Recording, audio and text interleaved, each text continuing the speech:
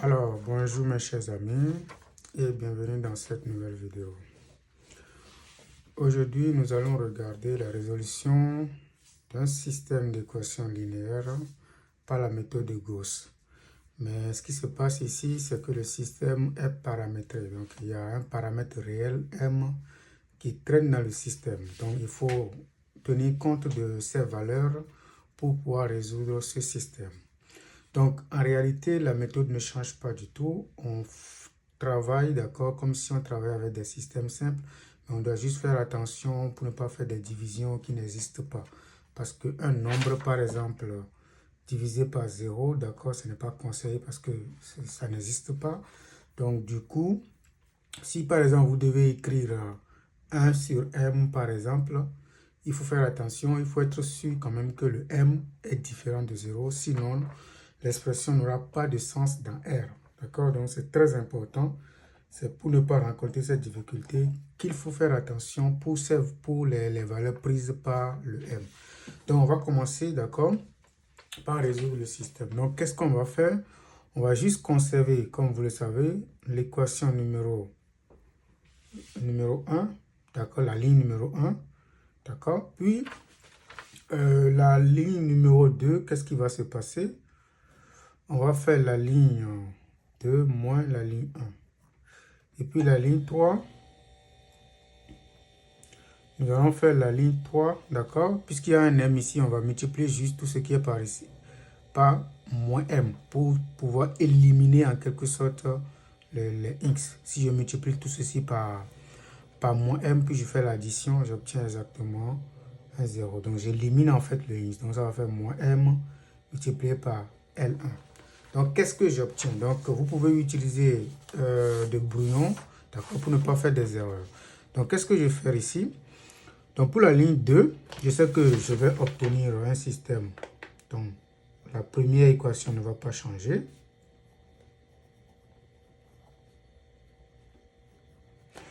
D'accord, mais la deuxième équation va changer en utilisant exactement cette opération. Donc, je vais multiplier la première ligne par moins. Donc, j'obtiens par moins 1, donc j'obtiens moins x, moins y, moins m moins z, égale moins 1. Donc, que j'additionne avec la ligne numéro 2. La ligne numéro 2, ça va être exactement ça. D'accord, si je fais l'addition, ça fait 0. Ça fait quoi? Donc, je peux factoriser par m. Donc, rigoureusement, vous avez moins y plus m moins y. D'accord? Puis ici, vous avez plus z moins mz. Donc, si j'additionne, ça fait 0. Donc, je factorise par y. Et puis, j'obtiens ici moins 1 plus m. Et ici, j'obtiens z facteur de 1 moins m. Donc, c'est exactement ce que je vais écrire au niveau de la deuxième équation. D'accord? Donc, moins 1 plus m, c'est encore égal à m moins 1. Donc, je peux juste mettre ici m moins 1 fois y. D'accord? Donc, ici, maintenant, qu'est-ce que je vais faire? Je vais écrire la même chose là. Donc, ça va plus 1 moins m z égale à 0. D'accord? Maintenant, on passe à la troisième opération. Donc, qu'est-ce que je vais faire ici? Je multiplie la première ligne par moins m. Donc, première ligne par moins m, j'obtiens moins m x, moins m y. D'accord? Je multiplie par moins m. Donc, ça fait moins m carré fois z égale moins m. Donc, j'additionne, d'accord? J'utilise la troisième équation maintenant. Ça fait mx plus y plus z égale à 1. Donc, j'additionne. Ça fait 0. Ça fait, comme tantôt, 1 moins m, le tout y. Ça, avec ça, ça fait plus 1 moins m carré, le tout z égale, on fait la somme, ça fait 1 moins m. D'accord? C'est exactement ce que je vais écrire. Donc, ça fait 1 moins m, d'accord, multiplié par y, plus 1 moins m carré, multiplié par z, égale 1 moins m. D'accord, c'est exactement ça. Donc, ça, j'obtiens le système. Donc, ce qui se passe ici, c'est de conserver en quelque sorte le y et d'éliminer le y dans la troisième équation. Mais c'est vrai qu'ici, je n'ai pas beaucoup de problèmes parce que je peux rapidement éliminer en faisant juste la somme. Parce que je n'ai pas besoin d'utiliser un coefficient, d'accord, plus que dépendant de m pour pouvoir éliminer le y. Donc, je pourrais juste faire la somme en continuant juste avec mon équation. Je pourrais continuer sans problème. Mais dans certaines situations, on ne peut pas continuer sans chercher à, à déterminer la condition pour que ce coefficient-là, par exemple, soit différent de 0. D'accord? Donc, peut-être le système numéro 2 va nous permettre de voir un cas où on est obligé, d'accord, à partir de cette ligne-là, de discuter. D'accord? On va commencer par discuter, par faire la discussion à partir de cette étape de la résolution. Donc, ce que moi je vais faire ici, c'est de conserver juste la ligne numéro 1 et la ligne numéro 2. D'accord? Je les conserve. Puis, ce que je fais au niveau de la ligne numéro 3,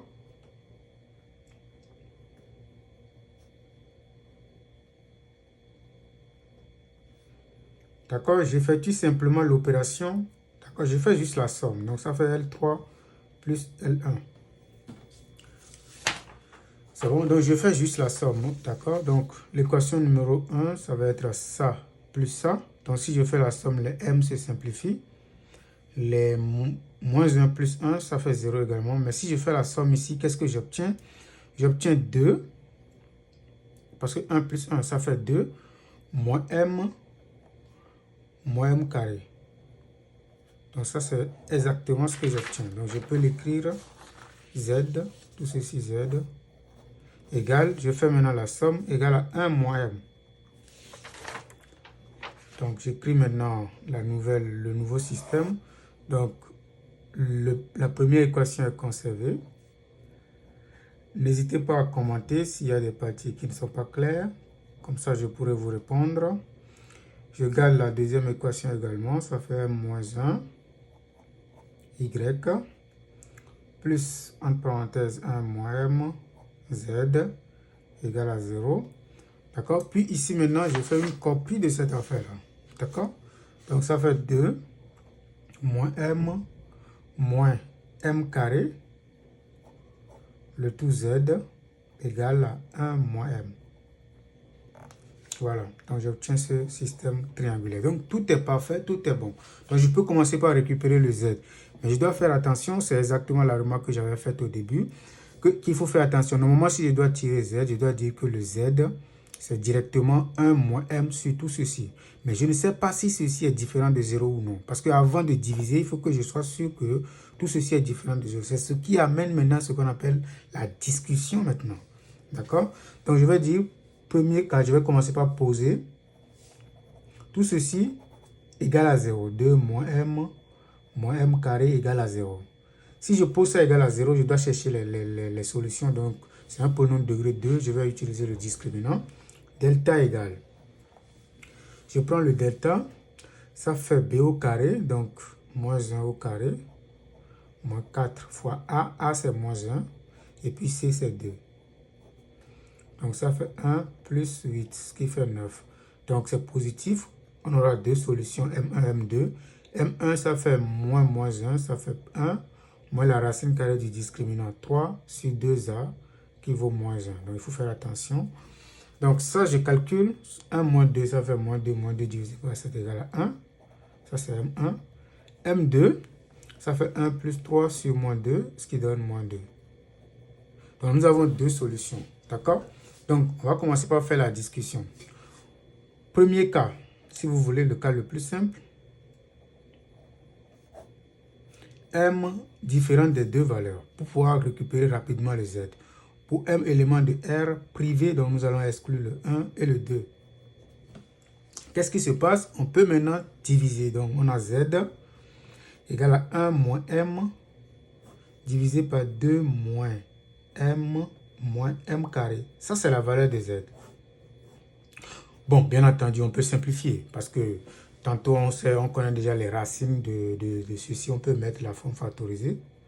Donc, je rappelle que si vous avez un polynôme de degré 2, la forme factorisée, c'est a facteur de x moins la première solution facteur de x moins la deuxième solution. Donc, le a ici, c'est moins 1. Ça fait moins facteur de m moins la première solution qui vaut 1. M moins la deuxième solution qui vaut moins 2. Donc, ça fait plus 2. Donc, si je divise, si je fais entrer ce moins là, j'obtiens 1 moins m. Je peux diviser.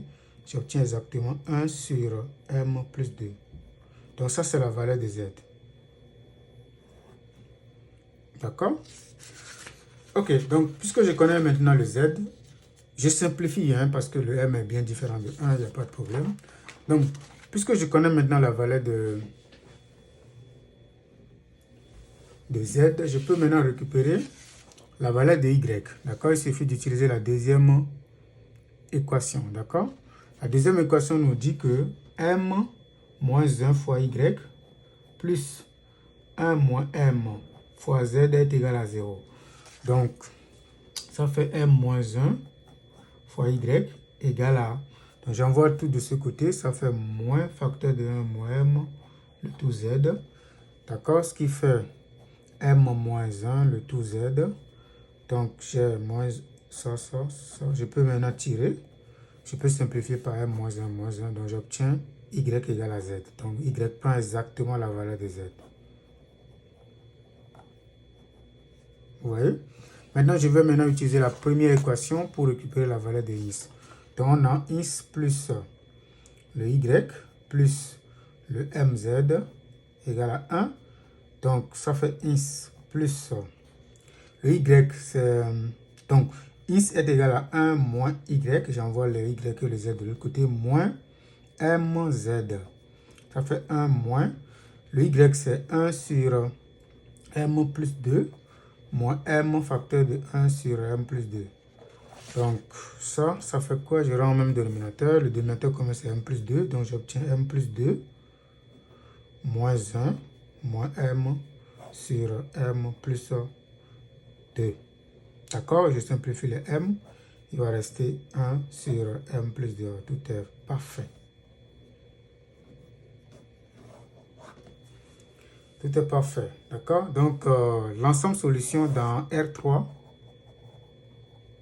c'est exactement le triplé 1 sur m plus 2, 1 sur m plus 2, 1 sur m plus 2.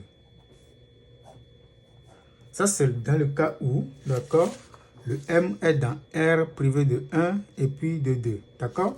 Maintenant, deuxième cas. Pour m maintenant égal à 1, d'accord? Pour m égal à 1, qu'est-ce qui se passe? On va juste faire une copie de ce système en remplaçant juste m par 1, d'accord? Notre objectif, c'est de remplacer m par 1, d'accord? En recopiant juste ce système. Donc, on obtient x plus y plus z égale à 1. Ici, le m égale à 1, ça fait 0. Ici également, ça fait 0. Donc, on obtient 0 égale à 0. Dans le dernier cas, on obtient 0 également égal à 0. Parce que m égale à 1, ceci donne 0. Ceci également donne 0. Donc, qu'est-ce qui se passe? On constate qu'on a simplement une seule équation, mais à 3 inconnus. D'accord? Donc, ça veut dire que deux équations, d'accord, vont être libres. Deux inconnus vont être libres. D'accord? Donc, on va poser y égale à t et z égale à s. D'accord? Avec t et s des réels. Donc, on obtient alors x égale à 1 moins y moins z. Ce qui fait 1 moins t moins s. Donc, on obtient dans ce cas l'ensemble solution dans R3. C'est exactement x, on connaît sa valeur, c'est 1 moins t moins s. Y, c'est t. Et puis z, c'est s. D'accord? Avec t, s des réels. D'accord? Le dernier cas maintenant. Le dernier cas, c'est exactement le cas où m va prendre la valeur moins 2. D'accord? Pour m égale à moins 2. D'accord? Regardons ce qui se passe exactement. Pour m égale à moins 2, on obtient ceci qui donne 0. La dernière équation, on va simplement attaquer la dernière équation. Vous allez voir ici, ça fait 0. 0z. Qui donne exactement, pour m égale à moins 2, ça fait 1 plus 2 qui donne 3. Donc on obtient 0 qui vaut 3. Ce n'est pas possible, ça c'est absurde. Par conséquent, il n'y a pas de solution. D'accord? Donc l'ensemble solution ici, c'est l'ensemble vide. D'accord? Donc vous voyez le premier cas, nous avons une solution unique, d'accord, qui est donnée par 1 plus m. Donc ça c'est la solution unique lorsque m est dans R privé de 1 et de moins 2. Lorsque m prend la valeur 1, ça c'est la solution. D'accord? Ça c'est exactement, si c'était par exemple à déterminer l'ensemble des points, on va parler d'un plan. D'accord? Ça on verra ça dans une autre vidéo. Et ici c'est l'ensemble vide exactement. Vous voyez? Ok, donc on va entamer un autre système pour voir si vous avez très bien compris, d'accord? Donc, ça c'est un système paramétré également, vous voyez, il y a M, d'accord, partout dans le système. Donc, on commence par éliminer, comme tantôt, on commence par éliminer, d'accord, le X. Donc, la première ligne, c'est-à-dire la première équation est conservée. Mais la deuxième équation, qu'est-ce qui va se passer? On va juste faire la deuxième moins la première. Pour la troisième, on fait pareil. Puisqu'il y a un M ici, on va juste multiplier par moins M. Donc ça fait L3 moins M fois L1. Donc comme je l'ai dit tantôt, vous pouvez utiliser votre brouillon pour faire correctement les opérations parce qu'il ne faut pas faire des erreurs. Donc, je multiplie la première équation par moins 1. Donc ça fait moins X, moins Y, moins Z égale moins M. D'accord? Ici, maintenant, je conserve la deuxième équation, X plus Y, moins MZ, égale moins 1. Donc, je fais maintenant l'addition, ça fait 0, ça fait également 0. Très bien, ça fait moins M moins 1, le tout Z, égale à moins M moins 1. D'accord? Ça, c'est exactement ce que je vais écrire ici. Donc, je conserve d'abord la première équation, parce qu'on doit conserver ça. Puis la deuxième équation, on va utiliser l'opération tout à l'heure. On obtient moins M moins 1 moins Z égale à moins M moins 1. Maintenant, pour la troisième équation, qu'est-ce qu'on va faire? On va multiplier la première par moins M. Donc on obtient moins M X moins M Y moins M Z égale moins M carré. Parce qu'on a multiplié par moins M.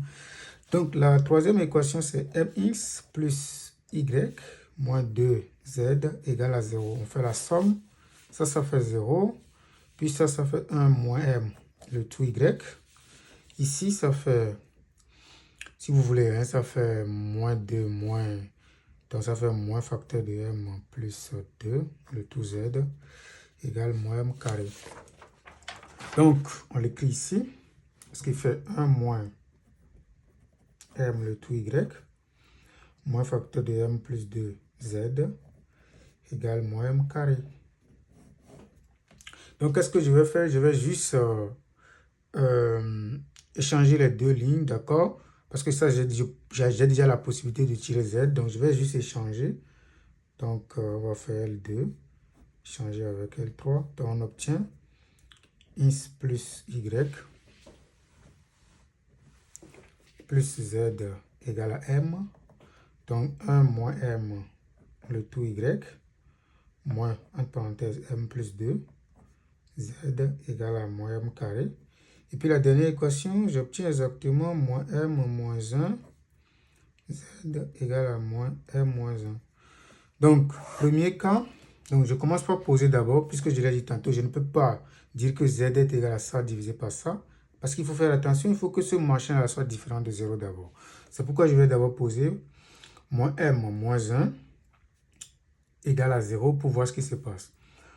Moins m moins 1 égale à 0 si et seulement si moins m est égal à 1. Donc m est égal à moins 1. D'accord? Donc je commence le premier cas.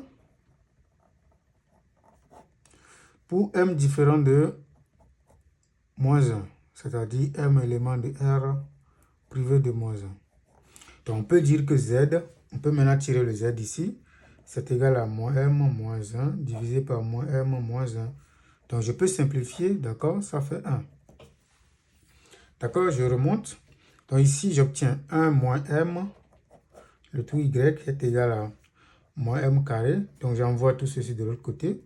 Ça fait plus m plus 2 fois z. C'est-à-dire que ça fait moins m carré. Comme m est égal à 1, ça fait plus m plus 2. D'accord? Donc, il faut faire toujours attention parce que ici, je dois diviser par 1 moins m. Donc, je dois faire attention. Il faut que le 1 moins m soit d'abord différent de 0. Donc, il y a ce qu'on appelle un premier sous-cas. D'accord? Donc, 1 moins m égale à 0 équivaut à m égale à 1. Donc, je vais faire le premier sous-cas m, élément de r privé de moins 1, en fait, ce moins 1 d'abord, puis 1. Ça me permet maintenant de diviser. Donc, le y, ça fait tout ceci. Moins m carré plus m plus 2 sur 1 moins m. D'accord? Donc, qu'est-ce que je remarque? Est-ce que je peux simplifier? Non, parce que si je remplace ceci par 1, ça ne s'annule pas, donc ça va rester comme ça. Maintenant, je continue, je vais tirer le ins rapidement. Le ins, c'est exactement m, d'accord, moins y, moins z. Donc, je remplace. D'accord? Je remplace. Ça fait quoi? Ça fait m moins y, c'est tout ceci. D'accord? Donc, ça fait moins m carré plus m plus 2 sur 1 moins m moins le 1. D'accord? Donc, il suffit juste de calculer. Donc, le x, ça fait quoi? Donc, il faut réduire au même dénominateur. Donc, ça fait m facteur de 1 moins m, d'accord, plus m carré, moins m, moins 2, moins 1 moins m, le tout sur 1 moins m. Donc, je développe. Ça fait m moins m carré, plus m carré, moins m moins 2, moins 1 plus m, le tout sur 1 moins m. Ce qui fait exactement la chose suivante, le m moins m carré, donc m moins m, donc ça fait m moins 3 sur 1 moins m. Ça, c'est le x. Donc, in fine, S dans R3 est égal à l'ensemble m moins 3 sur 1 moins m, moins m carré plus m plus 2 sur 1 moins m, et puis 1. D'accord? Donc, ici, il ne faut pas l'oublier, m est dans R privé de 1 et de moins 1. Maintenant, deuxième sous-cas, on traite en même temps le cas où, d'accord, puisqu'on avait m égale à 1 ici, on a pris le cas où m est différent de 1. Maintenant, il faut prendre le cas où m est égal à 1. m égale à 1, on va juste faire une copie de notre système, d'accord? On fait une copie du système, d'accord, en remplaçant juste le m par 1. Donc, on obtient x plus y plus z égale à 1, d'accord? M égale à 1, ceci donne 0. D'accord? Ceci donne 0. Donc, on obtient ici moins 3z égale à moins 1. On remplace juste m par 1. Et puis, on obtient ici z égale à 1. Donc, quand on regarde les deux, on constate que z qui donne 1 est encore égal à 1 tiers. Donc, ce n'est pas possible. Ça veut dire que l'ensemble solution de R3 ici est égal à vide. Il reste maintenant le dernier cas, c'est lorsque le m va être égal à moins 1 maintenant. D'accord? Donc, ça c'est notre deuxième cas.